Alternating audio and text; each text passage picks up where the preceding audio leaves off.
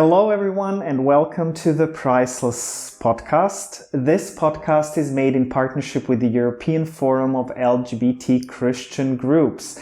Subscribe, look at my little self, and he will show you where to subscribe.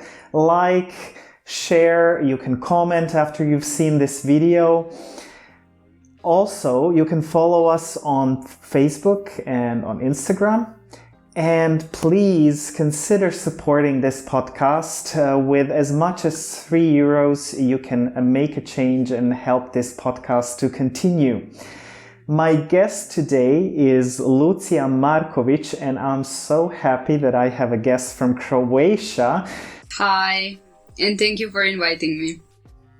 When I think about sexuality, the first word that comes to mind is exploring, freedom, a right to be myself. So I identify as cisgender and a lesbian. So my parents are divorced, so I had two separate reactions, I would say. I never really told my mom, directly. I was in a relationship with a girl. I always told her, about really close friends that I had. But I think she realized when I actually moved. She's really homophobic, so she doesn't really accept that I'm a lesbian. She knows it, but she's no, it's a phase, and it's something that she has to pray about, and it will, I guess, leave my body and soul. So I don't really talk with her at all, almost at all. It was really hard for me because I was really we had this special connection, especially because when they divorced, I went and lived with her for the entirety of my life. And I always shared my emotions with her. I was given a choice, either I can return to my faith, pray and read Bible and go to church, or I can continue my liberal lifestyle. And my dad was really okay with it. He actually congratulated me when I told him. But yeah, I had major events in my life when I came out of closet. It was stressful, for sure, but it was also very liberating. I used to be really religious. I had this anxious relationship with God, I would say. I would pray and I would pray against those thoughts. I would pray for God to kind of remove them from my head and heart.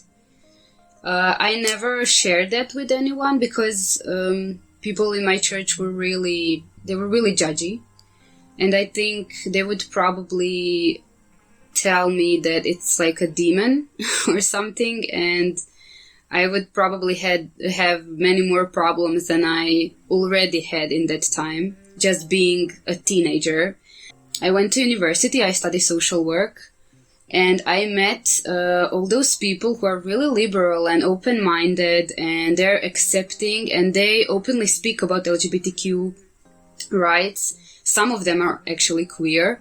So it was my first time that I was in direct contact with the topic and with the people who are also queer. I wasn't able to deny it anymore. I really clearly remember the moment when I was oh my gosh, okay, this is it. What I saw on Instagram was a picture of two women getting married. My first thoughts when I saw the picture was, oh my gosh, I wish I would be able to do this. I wish this was me. It's something. I have to explore it. I have to give myself a chance. And that's the moment where I started to really educate myself about this topic. And I was really starting my sexuality journey and exploring it. And yeah.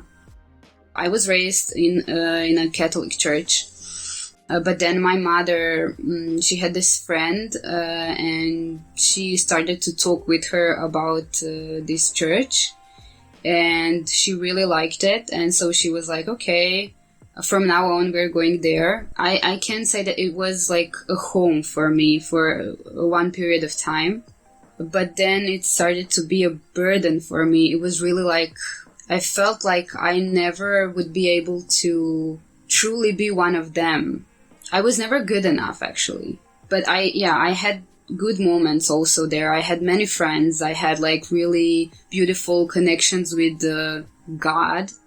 It was just too much for me. Coming out meant losing so much, like losing my mom, losing at one period also my younger sister, because she was also homophobic at first. I really lost all of my friends because I had to do a choice, which was either I am leaving the church and I am literally leaving it all behind, and going forward with my life, or staying there, but staying in that terrible box, little terrible box that I can't be, and where I can't be myself, and I wouldn't be able to fight for my rights, fight for the rights of LGBTQ people or for women's rights. I've gained a lot and I also lost a lot, but I wouldn't change a thing, really. I'm proud of myself for enduring it and for like fighting for myself. Well, I would still consider myself a spiritual person. I'm not a Christian. I wouldn't say that. But I don't know. It's really hard to describe where I am at. I believe in some kind of energy, and that nothing that happens is like a coincidence. I wouldn't say that. I do believe that there's something bigger than us. It definitely made me a more empathetic person. Like I was able to connect with my emotions much more. I'm definitely much more open-minded and accepting, like in general. The teachings in the church were so toxic and so, they were so toxic that, everything that I learned was how to deny myself, really, and how to how to hate myself. I just really learned how to hug myself and how to enjoy that hug. I became more aware of importance of self-work, just education, and the importance of really fighting for yourself and then for like the LGBTQ rights in general. And it was like it became a source of my strength, just like church once was, and the teachings of the church that I thought are really wholesome and something good for me.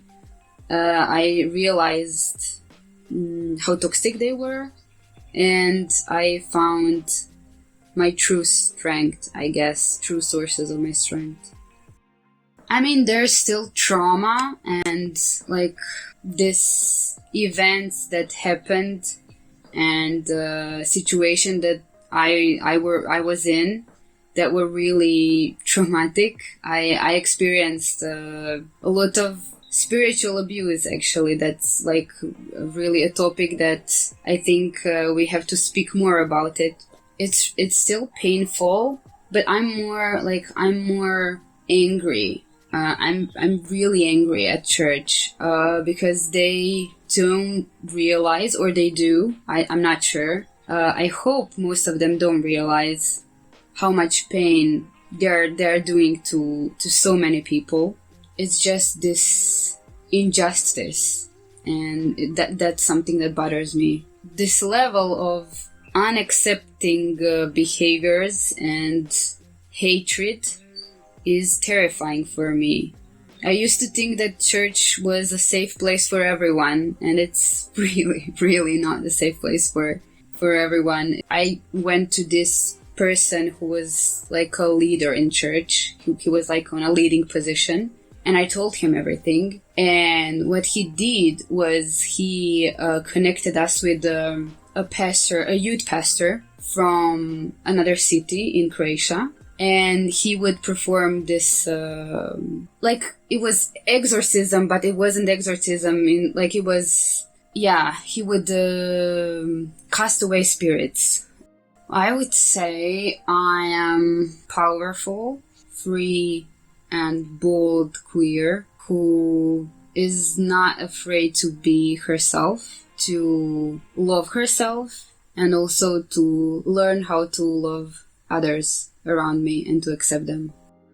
Like, my message would be that you can find yourself and your community and a way to be yourself. It just takes time and effort and really actually believing in the process. I would say that today I'm really thankful for everything that happened. I'm in a committed and beautiful relationship. I'm really happy with her. She's also a spiritual person, so we share that part, which is beautiful. I can say you can have both of it. Like, you can have, you can be queer, you can also be a believer, you can still care about your faith. There are people that are also believers and queer, so that's amazing. Both of those identities are valid. Thank you so much for being my guest today. Thank you, dear viewers and listeners, for being with us today. This podcast was made in partnership with the European Forum of LGBT Christian Groups. Don't forget to subscribe. Look at him, what he's doing.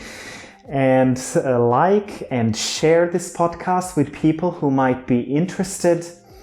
Follow us on Facebook and Instagram. The last thing, please consider supporting this podcast, because this podcast relies on donations from individuals who have a big heart and help me continue this podcast. So bye everyone, see you in the next episode, and bye Lucija, see you also sometime somewhere. Yes, thank you.